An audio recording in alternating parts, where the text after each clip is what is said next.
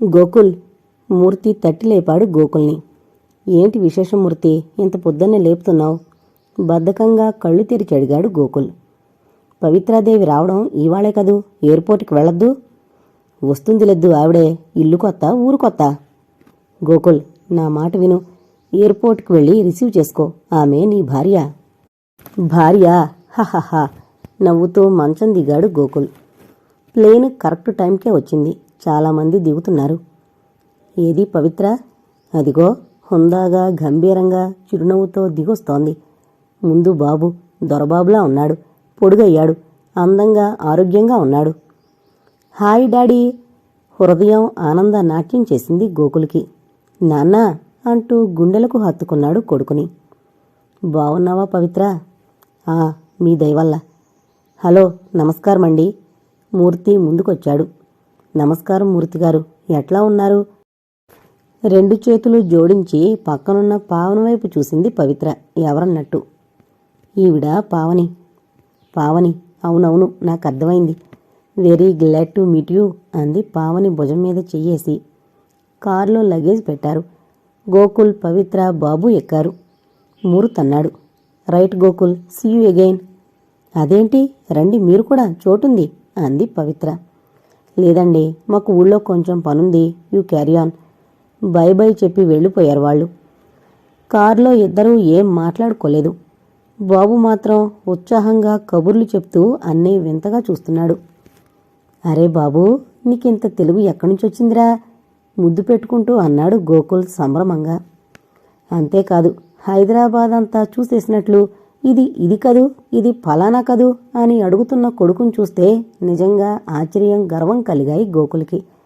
అది పూర్తిగా పవిత్ర పెంపకం వల్ల వచ్చిందేనని, మన దేశ సంస్కృతి సాంప్రదాయాలు, మన దేశ ఉన్నతిని అంతా రంగరించి ఆమె ఉగ్గుపాలతోనే వాడిలో నింపిందని, అది రోజురోజుకి ఆహారంతో పాలతో బాటుగా పెంచుతోందని అర్థం చేసుకున్నాడు గోకుల్. పవిత్ర వైపు కృతజ్ఞతగా చూశాడు. చిన్నగా నవ్వింది పవిత్ర. కారు ఇంటి ముందుకొచ్చాగింది. శివ పరిగెత్తుకుంటూ వచ్చాడు బయటికి. అమ్మగారు వస్తున్నారని శివ ఇల్లంతా ప్రత్యేక శ్రద్ధతో శుభ్రపరిచాడు. గదులన్నీ బూజు దులిపి ఇల్లంతా మూల మూలలా ఊడ్చి తుడిచాడు. బొమ్మలు, వాల్ హ్యాంగింగ్స్, ఫోటోలు అన్నీ శుభ్రంగా తుడిచి తళతళ్లాడేట్లు చేశాడు. ఫ్లవర్ వాజులు బాగా తోమి వాటిల్లో తాజా పూలు అమర్చి గదికొకటి చెప్పున అమర్చాడు. కట్టెలన్నీ ఉతికి ఇస్త్రీ చేసి వేశాడు. ఇల్లు అద్దంలా ఉంది. కాఫీ, పలహారాలు రెడీగా ఉంచాడు. శివకి అమ్మగారంటే ఎంతో భక్తి. వాడ ఇంటికొచ్చాక పవిత్రున్నది కొన్నాళ్లే అయినా వాణ్ణి ఎంతో ప్రేమగా చూసేది. ఏం శివ, బావున్నావా? ఎంతో ఆప్యాయంగా పలకరించింది వాడి భుజం మీద చెయ్యేసి పవిత్ర. వాడికి కళ్ళనీళ్లు తిరిగాయి. వాడు నమస్కారం చేస్తూ బాగున్నానమ్మా అన్నాడు. మీరు బావున్నారమ్మా బాబు అన్నాడు మళ్ళీ. అడుగో బాబు అంది పవిత్ర. బాబు పరిగెత్తుకొచ్చాడు కారు దిగి. బాగున్నావా బాబూ? బాగున్నాను శివ, నువ్వెట్లా ఉన్నావు? చదువుకుంటున్నావా ఇంకా? అమ్మెప్పుడు నీ గురించి చెప్తూ ఉంటుంది అన్నాడు బాబు అచ్చమైన తెలుగులో. బాబూ, నీకు తెలుగు కూడా వచ్చా? అడిగాడు శివ. అవును శివ, అమ్మ నేర్పింది. అమ్మ నీ కోసం మంచి ప్రజెంట్ తెచ్చింది తెలుసా అన్నాడు బాబు. బాబూ, పదమ్మ లోపలికి వెళదాం అన్నాడు గోకుల్. పనివాడితో బాబు ఎక్కువగా మాట్లాడడం ఇష్టంగా లేదతడికి. కాఫీ తెచ్చిచ్చాడు శివ. అందరూ తాగారు.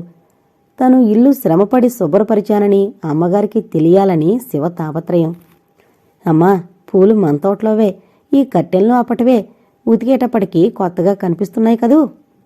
అవును శివ, ఇల్లు చాలా అందంగా ఉంచావు, నిన్ను మెచ్చుకోవాలి అంది పవిత్ర వాడి మనసు కనిపెట్టినట్లు. వాడు సంతోషపడిపోయాడు. ఎన్నో కబుర్లు చెప్పాడు ఆ తర్వాత అమ్మగారితో. మామూలుగా పవిత్రే చేసేది వంట, కాని ఆ రోజు చాలా అలిసిపోయిందామె. శివ తనే వంట చేసి సర్వింగ్ చేశాడు. గోకుల్ ఆ రోజు ఎక్కడికి వెళ్లకుండా ఇంట్లోనే ఉండిపోయాడు. అంతా కలిసి భోజనం చేశారు. బాబు, శివ తప్ప గోకుల్, పవిత్ర ఎక్కువ మాట్లాడలేదు. గోకుల్ పవిత్రతో మాటలు కలపాలని ఎంతో ప్రయత్నం చేస్తున్నాడు. కుదరడం లేదు. భోజనం చేయగానే వెళ్లి తన గదిలో పడుకుంది పవిత్ర. బాబు తండ్రితో కబుర్లు చెప్తూ ఉన్నాడు మధ్యాహ్నమంతా. సాయంత్రం పావని, మూర్తి వచ్చారు. పావని, పవిత్ర కాసేపట్లోనే మంచి స్నేహితులైపోయారు. నవ్వుకుంటూ మాట్లాడుకున్నారు. మంచి సెలక్షన్ నీది పావని. మూర్తిగారు బుద్ధిమంతులు అంది పవిత్ర. మూర్తి మనసు చివుక్కుమంది. ఎప్పుడో ఎక్కడో ఏదో తను తప్పు చేసినట్లు బాధపడ్డాడు. గోకుల్ మనసు ఈర్షతో భగ్గుమంది. మూర్తి బుద్ధిమంతుడంటే తను కాదనేగా. కాసేపు అవివి మాట్లాడుకున్నాక ఇంకా వెళతామని లేచారు వాళ్ళు. లేదు, భోజనం చేసి వెళ్ళండని ఆపింది పవిత్ర. భోజనాలు చేసి కబుర్లయ్యి వాళ్ళు వెళ్లేసరికి 10 దాటింది. బాబు నిద్రపోయాడు. శివ కూడా పని ముగించుకుని పడుకున్నాడు. పవిత్ర మధ్యాహ్నం పడుకున్నందువల్ల నిద్రరాక బాబు మంచం పక్కగా కుర్చీలో కూర్చుని ఏదో పుస్తకం తిరగేస్తుంది. గోకులొచ్చాడు లోపలికి. నిద్ర రాలేదా అన్నాడు. లేదన్నట్లు తల తిప్పింది.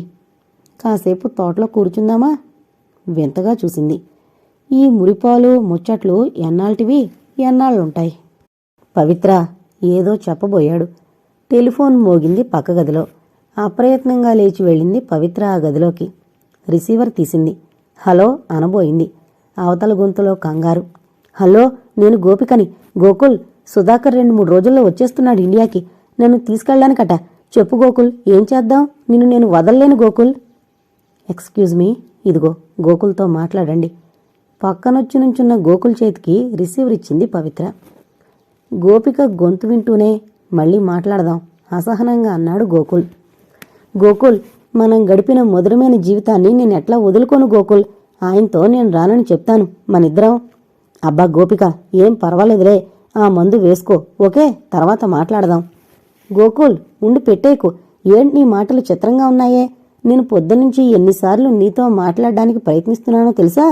కాసేపు మా ఫోన్ పనిచేయలేదు, మరి కాసేపు మీది డెడ్ అయిందనుకుంటాను. ఆయన దగ్గర నుంచి రాత్రి కేబుల్ వచ్చింది. గోకుల్ ఇంకేం వినకుండా పెట్టేశాడు ఫోన్ని. అప్పటికే అతడి ఒళ్లంతా చెమటలు పట్టేశాయి. పవిత్ర వినలేదు కదా ఈ మాటలు. పొద్దుట్నుంచి కళగా ఉన్న పవిత్ర మొహం కళావిహీనమైపోయింది. మాట్లాడకుండా బాబు గదిలోకి వెళ్లి తలుపులు వేసేసుకుంది. ఏమీ చేయలేని నిస్సహాయుడైపోయాడు గోకుల్. పవిత్రాదేవి నిజంగా పవిత్రతకి ప్రతిరూపంగానే ఉంది. చేతులెత్తి నమస్కారం చెయ్యాలనిపిస్తోంది. తెలుగుదనమంతా మోసపోసినట్లుంది. నువ్వు చెప్పింది నిజమే. ఆమెను చూసిన ఎవరైనా ఆమె తనకి ఆత్మీయురాలు అనుకునే తీరతారు అంది పావని. ఆమె కళ్లల్లో పవిత్ర పట్ల ఆరాధన మెరుస్తోంది. నేను చెప్పలేదు, ఆమెని భారీగా కలిగిన మావాడు అదృష్టవంతుడు. ఆ అదృష్టం గుర్తించలేకపోతున్నాడు. అది వాడి దురదృష్టం. మూర్తి, ఆ రోజు సగంలో వదిలేసిన గోకుల్ కథ ఎప్పుడు పూర్తి చేస్తావు? నాకు తెలుసుకోవాలని చాలా కుతూహలంగా ఉంది. చెప్తాను, రేపు ఆదివారం. అబ్బా, ఆదివారం దాకానా? ఏం ఇప్పుడేం రాచకార్యాలున్నాయట నీకు? ఇప్పుడు చెప్పరాదు? చెప్తే ఏమిస్తావు? కొంటిగా అడిగాడు. ఏమివ్వమంటావు? ఐస్ క్రీమ్ ఇప్పిస్తాలే. నాకేం ఐస్ క్రీం వద్దు, కాస్త వెచ్చవెచ్చగా హుషారు కలిగించేది కావాలి. పోనీ కాఫీ వెరీ స్ట్రాంగ్ దిస్తాలే, ఓకే? అర్థం కానట్టు నటించకు. వెక్రించి లోనికెళ్ళింది పావని. నవ్వుకున్నాడు మూర్తి. కాఫీ తెచ్చింది పావని. నాకింతొద్దు, 50-50 అన్నాడు సాసర్లో పోసి ఆమెకిస్తూ. ఆమె అందుకుంది. కప్పు సాసర్లు బావున్నాయి మూర్తి, ఎంత కొన్నావు? ధర చెప్పి, మరి నువ్వు ఆర్డర్ వేశాక తప్పుతుందా అన్నాడు. కాఫీ తాగడం అయింది. ఎక్కడైనా పబ్లిక్ గార్డెన్కి వెళదామా? పబ్లిక్ గార్డెన్కే. అయితే పద. జనం ఎక్కువగా లేని చోట ఒకరికెదురుగా ఇంకొకరు కూర్చున్నారు. కాసేపు ఆలోచిస్తున్నట్లు ఉండిపోయాడు మూర్తి. గోకుల్ పవిత్రల పరిచయం వరకు చెప్పావు, గుర్తు చేసింది పావని. అవునవును అంటూ మొదలుపెట్టాడు మూర్తి. పవిత్రని చూడగానే నీకే అభిప్రాయం కలిగిందో సరిగ్గా నాకు అదే అభిప్రాయం కలిగింది ఆ రోజు. ఎందుకోగాని ఆమెను చూడగానే ఈమె గోకుల్ దృష్టిలో పడకుండా ఉంటే ఎంత బావుండు అని నాకు పదే పదే అనిపించింది. గోకుల్కి స్త్రీల విలువ తెలీదని ముందే చెప్పానుగా. కనపడ్డ ప్రతి ఆడపిల్లతోనూ ఆడుకుంటాడు. అవకాశం దొరకాలే గాని ఎంత ముందుకు పోగలడో అంత ముందుకి పోతాడు. పవిత్రతోనూ అలా ఆడుకుంటే అంత ముందుకి పోతాడేమో, పోకూడదు. ఆమె పవిత్ర మూర్తి అనిపించింది. కాని నా భావాలు నాలోనే ఉండిపోయాయి. పవిత్రతో గోకుల్కి పరిచయం ఏర్పడింది. పవిత్రని చూసిన గోకుల్లోని అభిప్రాయాలేమిటో నాకు తెలియవు. పవిత్ర మాత్రం నెల నెల వాళ్ళ అత్తయ్య కూతురుతో వస్తూనే ఉంది. ఆమె చాలా తెలివైంది, ప్రజ్ఞావంతురాలు, విజ్ఞానవతి. అమెరికన్ సిస్టమ్స్ ఎన్నింటి గురించో మాతో మాట్లాడేది. అమెరికాలోని మెడికల్ సిస్టమ్స్ గురించి ఆమె మాట్లాడుతుంటే మాకింకా వినాలనే ఉండేది. ఆమెకి మెడిసిన్ చదువుదామని ఉండేదట మొదట, కానీ మళ్ళీ లిటరేచర్ మీద మక్కువతో మెడిసిన్ చదవలేదట. పెళ్లి గురించి ఆమెకున్న స్థిరమైన అభిప్రాయానికి నాకెంతో సంతోషం వేసింది. ఫారెన్లో ఉన్నంత మాత్రాన వాళ్ల అలవాట్లన్నీ మనం అలవరుచుకోవడం బుద్ధి తక్కువ. ఫారినర్స్ని పెళ్లి చేసుకోవడంలో తప్పులేదు, కానీ వాళ్లలా విడిపోకూడదు. మన దేశం నుంచొచ్చి అమెరికాలోనే స్థిరపడిన మా లాంటి వాళ్ళు అక్కడ ఎంతోమంది ఉన్నారు. వాళ్లల్లో చాలామందివి ఆచార వ్యవహారాలన్నీ వాళ్లలాగే మారిపోయాయి. మా అమ్మా నాన్న అండం వాళ్ల ఫ్యామిలీల్లో నీకు సంబంధం చూస్తానని. నేను వద్దనేశాను. నేను ఇండియన్ని, ఇండియాలోనే పుట్టి పెరిగిన అతన్ని చేసుకోవాలని నా పట్టుదల. నిర్భయంగా తన అభిప్రాయాలు వివరిస్తుంటే నేను ఆశ్చర్యపోయేవాణ్ణి. మన సాంప్రదాయాలు, మన పద్ధతులు, మన ఆచార వ్యవహారాలు ఇవంటే నాకెంతో ఇష్టం, ముఖ్యంగా పెళ్లిళ్ల విషయంలో అంటూ చెప్పేది. ఆమె చాలా ఫ్రీగా ఉండేది. వాళ్ల అత్త కూతురికి డెలివరీ అయ్యి ఆడపిల్ల పుట్టింది. ఆమె ఆ హడావిడిలో ఉండిపోయింది. ఇంతలో నాకు మా ఇంటి నుంచి ఉత్తరం వచ్చింది. చెల్లాయికి పెళ్లి సంబంధం వచ్చింది. నాన్నకి ఒంట్లో అంత బావుండలేదు, కాస్త నువ్వు వచ్చి అన్నీ చూసుకోవాలని అమ్మ రాసింది. నేను వెంటనే బయలుదేరి వెళ్ళాను. చెల్లాయికి పెళ్లిచూపులు జరిగాయి. పెళ్లిచూపులప్పుడే వాళ్లు మా సంబంధానికి ఒప్పుకోవడం, ఆ తర్వాత రోజే తాంబూలాలు పుచ్చుకోవడం కూడా జరిగింది. మరో 10 రోజుల్లో పెళ్లి ముహూర్తం. నాకు తిరిగి రావడానికి టైం లేకపోయింది. ఒక్కడే అన్ని ఏర్పాట్లు చేసుకోవాల్సి వచ్చింది. గోకుల్కి ఉత్తరం రాశాను. కట్నం, పెళ్లి ఖర్చులతో సహా మొత్తానికి చెక్కు పంపించాడు గోకుల్. ఆ రుణం ఎప్పటికీ నేను తీర్చుకోలేంది.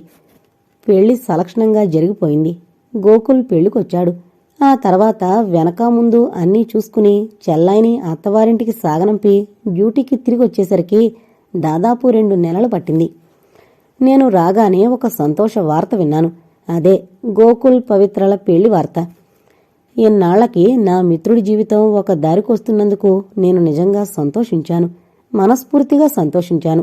ఆ సంతోషంలో వాణ్ణి గట్టిగా కౌగిలించుకున్నాను, ఉక్కిరిబిక్కిరి చేసేశాను. కంగ్రాచ్యులేషన్స్ రా అంటూ. గోకుల్ కూడా చాలా సంతోషంగా ఉన్నాడు.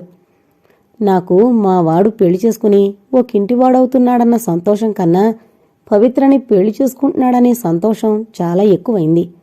ఇంక వీడికేం పర్వాలేదు, పవిత్ర చాలా మంచి పిల్ల, వీడి చెడ్డ అలవాట్లన్నీ పోతాయనుకున్నాను.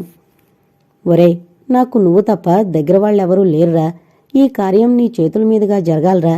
ఏం చెయ్యాలో ఏమిటో నాకేం తెలీదు, నువ్వే జరిపించాలి అన్నీ.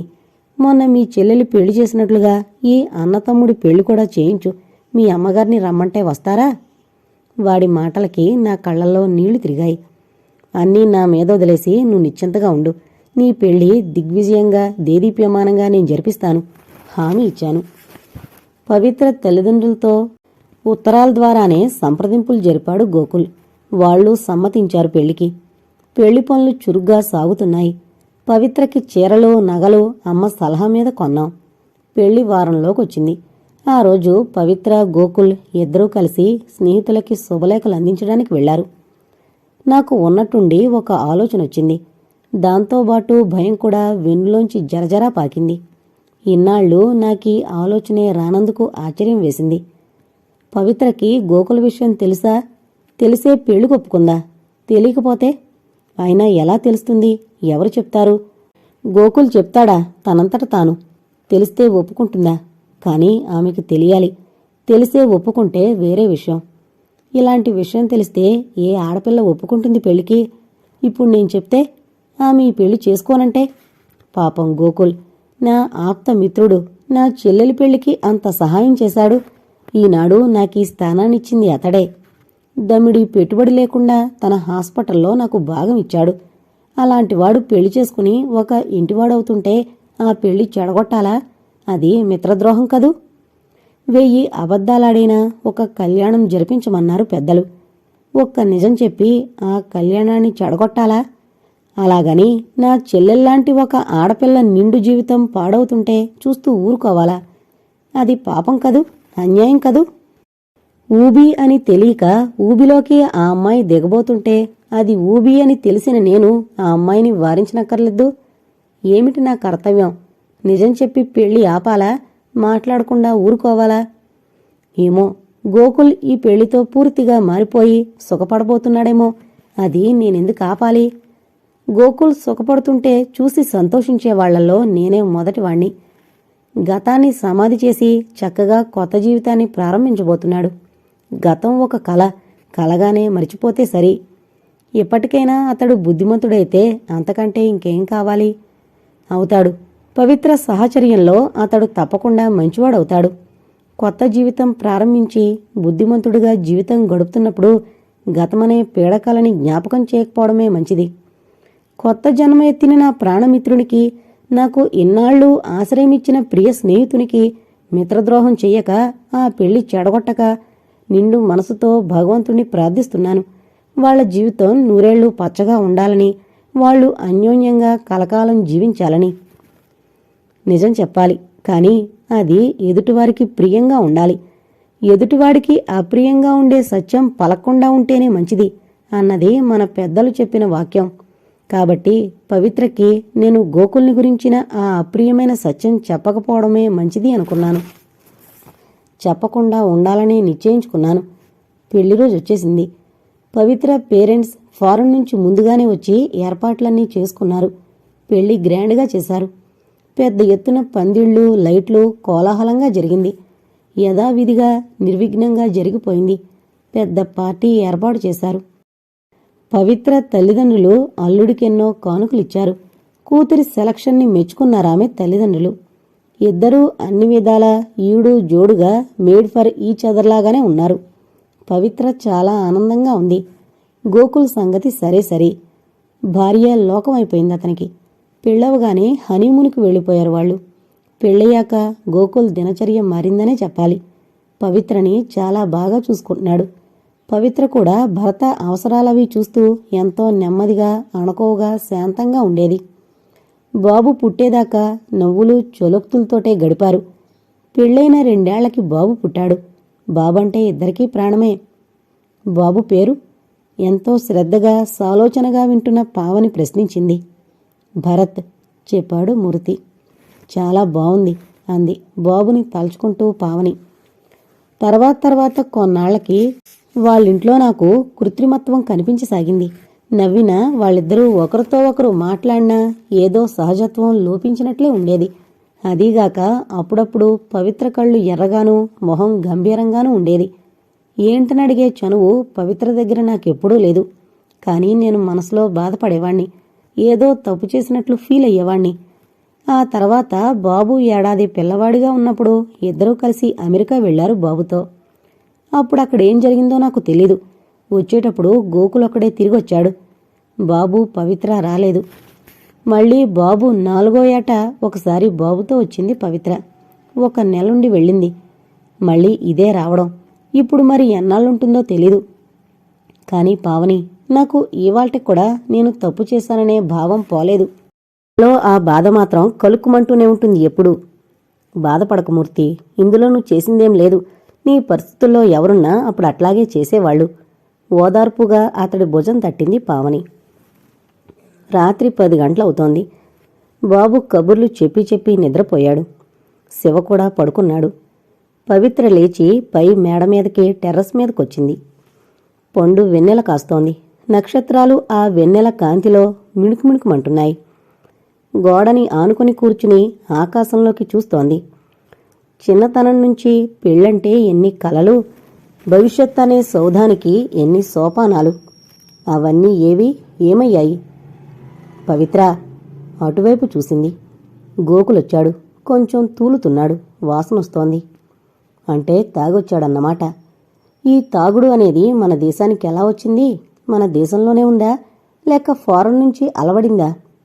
మధువు చాలా ఏళ్లనుంచే మన దేశంలోనే ఉన్నదేమో. మళ్ళీ పవిత్ర అన్నాడు గోకుల్. మళ్ళీ చూసింది అతడి వైపు. వచ్చి పక్కన కూర్చోబోయాడు. చటుక్కున లేచి నిలబడింది. ఎందుకు లేస్తావు? కూర్చో. పడుకోవాలి అంది పొడిగా. వెళుదూగాంలే, కాసేపు కూర్చో. వెన్నెల బావుంది కదూ. ఏం మాట్లాడలేదు పవిత్ర. పవిత్ర, నాకు నువ్వు కావాలి పవిత్ర. నోరు పెగుల్చుకుని ఎట్లాగో అన్నాడు. ఆ స్థితిలో ఉన్న గోకుల్ని చూస్తే అసహ్యమేసింది పవిత్రకి. అసలు తాగడమెందుకు? ఏం మాట్లాడకుండా నిలబడింది. మాట్లాడవేం, నువ్వు నాకు కావాలి గట్టిగా అన్నాడీసారి. ఐఆమ్ సారీ, ఆ రోజులు పోయాయి. సారీ గిరి కాదు, నువ్వు నా భార్యవి. నిన్ను కావాలనుకునే హక్కు నాకెప్పుడూ ఉంది. నాకిష్టం లేనిదే నా చేత ఎవరూ ఏ పని చేయించలేరు. ఏంటి నీ పొగరు? ఏం అమెరికాలో ఉంటే కొమ్ములు మొలిచాయనుకుంటున్నావా? నువ్వు నాకెట్లా లొంగవో చూస్తాను. ఏంటి లొంగేది? అసలెందుకు లొంగాలి? మీ గోపికలందరూ ఏమయ్యారు? నా దగ్గరకు రావాల్సిన అవసరం ఏముంది మీకు? ఆవేశం ఆపుకోలేకపోయిందామె. పవిత్ర, అనవసరంగా మాట్లాడుకు. నేను మొగుడుగా ఉండడం నీకు ఇష్టం లేకపోతే విడిపోదాం, విడాకులు ఇచ్చుకుందాం. అంతేగాని నా భారీగా ఉంటూ నువ్విట్లా చేయడానికి వీల్లేదు. విడాకులు నేను చచ్చినా ఇవ్వను. ఏం, ఎందుకని? నా బాబుకి తండ్రి ఉండాలి. నేను విడాకులిచ్చి వాడికి తండ్రి లేకుండా చెయ్యను. వాణ్ణి మీకు వదలను. వాడికి తల్లి తండ్రి ఇద్దరూ ఉండాల్సిందే. అయితే నా కోరికలు తీర్చవు, విడాకులు ఇవ్వవు. అమ్మ పెట్టదు, అడుక్కు తిననివ్వదు అని నీ వల్ల తీరని కోరికలు ఇంకో విధంగా తీర్చుకుంటున్నాననేగా నీ ఏడుపు. ఈ అమ్మ పెట్టదు గాని అడుక్కు తిన్నిస్తుంది అనేగా. మీ కోరికలు నేను తీర్చినంత మాత్రాన అవి తీరకుండానూ లేవు. అసలు నేను తీర్చినప్పుడు మీకు చిరుతిండి అలవాటే. అదే నాకు నచ్చంది. మనని దూరం చేసిందిను మీకు తెలుసు. కాసేపేమీ మాట్లాడలేదు గోకుల్. ఆ తర్వాత నెమ్మదిగా, పవిత్ర, నీకు కోరికలు లేవా అన్నాడు. చాలాసేపు ఏమీ మాట్లాడలేదు పవిత్ర. లోపల ఎన్నో అగ్నిపర్వతాలు. నా కోరికలన్నీ సమాధైపోయాయి. కాదు, నేనే వాటికి సమాధి కట్టేశాను. ఇప్పుడు నాకున్నది ఒకటే కోరిక, అదే బాబుని తీర్చిదిద్దడం. బాబుకి తండ్రి ప్రేమ, తండ్రి దూరం కాకూడదని వాడికోసం, కేవలం వాడికోసం నేనిక్కడికొస్తున్నాను. వాడికి మిమ్మల్ని చూపించి మీ ప్రేమ అనుభవం కానిచ్చి తీసుకువెళుతున్నాను. పెద్దయ్యాక వాడు నన్ను తప్పు పట్టకూడదు. వాడికి నేను ఏ లోటు రానీయకూడదు. అది నా బాధ్యత. అలాగే మీలో ఉన్న లోపాలు కూడా వాడికి తెలియనీయకూడదు. అది ఈ వయసులో. మీరు ఎలాంటి వారైనా వాడికి తండ్రి, వాడు మీకు కొడుకు. ఆ అనుబంధం అలా నిలవాల్సిందే. ఇంకేం మాటలు సాగలేదు వాళ్ళిద్దరి మధ్య. మౌనంగా కిందకి దిగొచ్చిన పవిత్ర బాబు గదిలోకి వెళ్లి తలుపులు మూసుకుంది. వెనకొచ్చిన గోకుల్ కాసేపు గదిలో అటు ఇటు పచార్లు చేశాడు. మనసంతా చికాగ్గా ఉంది. బట్టలు మార్చుకుని బయటికి నడిచాడు. గోకుల్, మూర్తి కూడా పేషెంట్లతో చాలా బిజీగా ఉన్నారా రోజు. పావని గోకుల్ ఇంటికేసి నడిచింది. బయట గార్డెన్లో సిమెంట్ బెంచి మీద ఒంటరిగా ఏదో ఆలోచిస్తూ కూర్చునింది పవిత్ర. నెమ్మదిగా తను అటే వెళ్ళింది పవిత్ర దగ్గరికి. అక్క, మృదువుగా పిలిచింది. నువ్వమ్మ పావని, రారా. ఆప్యాయంగా లేచి చెయ్యందుకుంటూ ఆహ్వానించింది పవిత్ర. నాకు మిమ్మల్ని చూడగానే అక్క అని పిలవాలనిపించింది. మీకేమీ అభ్యంతరం లేదు కదా అంది పావని కూర్చుంటూ. అభ్యంతరమా? భలే దానివే నవ్వింది పవిత్ర. నిన్ను చూడగానే నాకు కూడా అనిపించింది, నువ్వు నా తోబుట్టువైతే ఎంత బావుంటుందని అంది పవిత్ర మళ్ళీ తనే. నిజంగానా? నన్ను తమాషా చేస్తున్నారా? నిజంగానమ్మా, ఒట్టు. అయితే నేను అదృష్టవంతురాలనే. ఏం, మీలాంటి అక్కుంటే నాకు ఇంకేం కావాలండి? ఏం, నాలో ఏం స్పెషాలిటీ చూసావు? మీలో స్పెషాలిటీ తప్పకుండా ఉంది. మీ కళ్ళు, ఆ కళ్ళల్లో ఉండే స్నేహభావం, అదే మీలో ఉన్న ప్రత్యేకమైన ఆకర్షణ. ఎలాంటి వారినైనా మీ దగ్గరకొచ్చి స్నేహం చేసుకోమంటాయి మీ కళ్ళు అంది పావని. నీకు మాటలు, పొగడతలు చాలా వచ్చే. అయినా ఇంత తెలుగు నీ నోట వింటే నాకెంత ఆనందంగా ఉందో తెలుసా? పొగడత కాదక్క, ఇది నిజం. ఇంత తెలుగు ఎప్పుడు, ఎక్కడ, ఎవరి దగ్గర నేర్చుకున్నావు? నాకు తెలుగంటే మొదట్నుంచి ఇష్టమేనక్క. కానీ నేర్చుకుంది 2-3 ఏళ్ల కిందట. మూర్తి స్నేహంతో అదింకా బలపడింది. మూర్తి పేరు చెబుతున్నప్పుడు పావని కళ్ళు మెరవడం గమనించింది పవిత్ర. నిన్ను ఎన్నుకున్న మూర్తిని కంగ్రాచులేట్ చెయ్యాలి అంది పవిత్ర. పావని తల వంచుకుంది. మీ పేరెంట్స్ ఇక్కడే ఉన్నారు కదూ, వాళ్ళు గుజరాత్ని మిస్ అవ్వడం లేదా? లేదక్క, మాదంతా తమాషా మనస్తత్వం. ఎక్కడ ఏ స్టేట్లో ఉంటే ఆ స్టేటు మనదే అనుకుంటాం. తనని తాను తమాయించుకుని నవ్వింది పావని. బాబెక్కడకా అడిగింది పావని. ఎక్కడో ఆడుతూ ఉండాలి శివతో అనేంతలోనే పరిగెత్తుకొచ్చాడు బాబు. అక్క, పావని చెయ్యి పట్టుకున్నాడు. నువ్వు నన్ను అక్క అంటున్నావు, వీడు నిన్ను అక్క అంటున్నాడు. ఇందులో ఎవరికి ఎవరక్క? నువ్వు నాకు చెల్లెలివా కూతురువా? నవ్వింది పవిత్ర. మీ ఇష్టమక్క, నన్ను కూతుర్ని చేసుకున్నా అభ్యంతరం లేదు, నవ్వింది పావని కూడా. అక్క, దాగుడు మూతలాడదామా అన్నాడు బాబు. అమ్మ కూడా ఆడితేనే అంది పావని. పావని, నేనింకా ఆడాలా? ఏమక్క, ఎందుకు ఆడకూడదేం? సరే పదండి. దాదాపు 4-5 ఏళ్ల తర్వాత గలగలా నవ్వుతూ చలాకీగా పరిగెత్తుతూ పావని భరతులతో ఆడుతూ పాడుతూ తనని తానే మరిచిపోయింది పవిత్ర. పావని, నేను ఉన్నన్నాళ్ళు నువ్వు ఇక్కడే ఉండిపోకూడదు, నాకు ఒంటరితనం లేకుండా ఉంటుంది అంది పవిత్ర. హఠాత్తుగా సీరియస్గా అన్న ఈ మాటలకి తెల్లబోయింది పావని. మీకా ఒంటరితనమా? భలే వారక్క, నవ్వింది పావని. కాసేపు ఇద్దరూ ఏం మాట్లాడలేదు. తనని ఇక్కడ ఉండమంటుందేమిటి? మూర్తి ఉంటున్నాడు, కాని తనెట్లా ఉండగలదు? పెళ్ళైతే వేరు, మూర్తి భార్య హోదాలో ఇక్కడున్నా పర్వాలేదు. పావని ఆలోచనలు ఇలా ఉంటే, ఛీ, తనెంత పొరపాటు చేసింది. గోకుల్ సంగతి తెలిస్తే పావని తనతో ఉండమన్నా ఉంటుందా? తనన్న మాటకి తనకే సిగ్గు కలిగింది. 10 రోజుల్లోనే పవిత్ర పావని విడదీరానంత స్నేహితులైపోయారు. పావనిని చూడకపోతే ఏమీ తోచడం లేదు పవిత్రకి. పవిత్రతో మాట్లాడకపోతే లోటుగా ఉంటోంది పావనికి. నా ప్రయాణం వాయిదా వేసుకున్నాను పావని. నిజమాక, ఐఎమ్ వెరీ హ్యాపీ అంది మనస్ఫూర్తిగా పావని. ఎందుకో తెలుసా? ఎందుకు? నీకోసం. నాకోసమా? అవును, నీ పెళ్లి చేయిద్దామని. ఏంటక్క చిత్రంగా మాట్లాడుతున్నారే? అవును, చిత్రమే. మీరింకా దగ్గరగా ఉంటూనే దూరంగా ఎట్లా ఉంటున్నారో, నవ్వింది పవిత్ర. పోండక్క, అయినా మూర్తి పేరెంట్స్ అంత తొందరగా మారక్క. ఆ సంగతేదో నేను చూస్తాగా. నీ పెళ్లి జరిపించే పూచీ నాది, సరేనా? అదే జరగాలి గాని అంతకంటే నాకింకేం కావాలక్క. నీ రుణం తీర్చుకోలేను. తనలో తనే అనుకుంది గాని పావని పైకేమీ మాట్లాడలేదు, తల వంచుకుంది. గెడ్డం పట్టి ముఖాన్ని పైకెత్తింది పవిత్ర. ఎర్రబడ్డ ఆ ముఖం పవిత్ర గుండెల్లో ఇమిడింది. ఆ తర్వాత రోజే హైదరాబాదుకు దగ్గరలోని పల్లెటూరు మూర్తి వాళ్ల ఊరికి బయలుదేరింది పవిత్ర. శారదాంబగారు తులసికోటకి పసుపు రాసి బొట్టు పెట్టి నమస్కారం చేస్తోంది. పరంధామయ్య గారు పట్టు దోవతీతోనే వాకిట్లో పేపర్ చదువుకుంటున్నారు. గేటు తెరచి లోపలికొచ్చింది పవిత్ర. ఆయన్ని చూసి నమస్కరించింది. ఆయన కళ్ళజోడు సవరించుకుంటూ ఎవరమ్మా అన్నారు. నేను పవిత్రనండి, గోకులకృష్ణ గారి భార్యని. తనని తాను పరిచయం చేసుకుంది.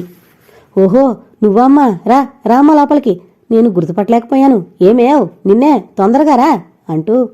ఏమ్మా, ఇదేనా రావడం? ఒక్కదానివే వచ్చావా? అతను రాలేదా? పిల్లవాడు బావున్నాడా? అమ్మా నాన్నగారు కులాసయ్యానా? రామ్మా, కూర్చో. కంగారు పడుతూ మాట్లాడిస్తున్నారాయన. ఏమేవ్, ఇదిగో నిన్నే, వస్తున్నావా? కూర్చోమ్మా, ఆవిడొస్తోంది అంటూ లోపలికి వెళ్లారాయన. వస్తున్నా. ఏంటి మీ హడావిడి? పాలు తీసుకొస్తున్నాగా, అంతలోనే ఆ గావుకేకలా? నెమ్మది, పవిత్రదే వచ్చింది. మన గోకుల్ లేడు, అతని భార్య. ఏంటి, నిజంగానే మనింటికే? ఏంటేంటి మరి చెప్పరేం? గబగబా గ్లాసు అక్కడే పెట్టి బయటకొచ్చింది శారద అమ్మగారు. ఆవిడ్ని చూస్తూనే లేచి నిలబడింది పవిత్ర. నమస్కారమండి. ఆవిడ కౌగిలించుకుంది పవిత్రని. ఏ అమ్మా పవిత్ర, బావున్నావా? చాలా రోజులైపోయింది నిన్ను చూసి. అబ్బాయిని తీసుకురాలేదా? అమ్మా నాన్న బావున్నారా? అన్నింటికీ జవాబులు చెప్పింది పవిత్ర. మీరు బాగున్నారా పిన్నిగారు? బానే ఉన్నాను తల్లి. మీ ఆయన ధర్మమాని డబ్బుకి హోదాకి ఏ లోటు లేదు. ఆడపిల్లల పెళ్ళిళ్ళు చేయగలిగాం, నిశ్చింతగా ఉన్నాం. ఏ రోజు మీ పేరు తలవందే గడవదు మాకు.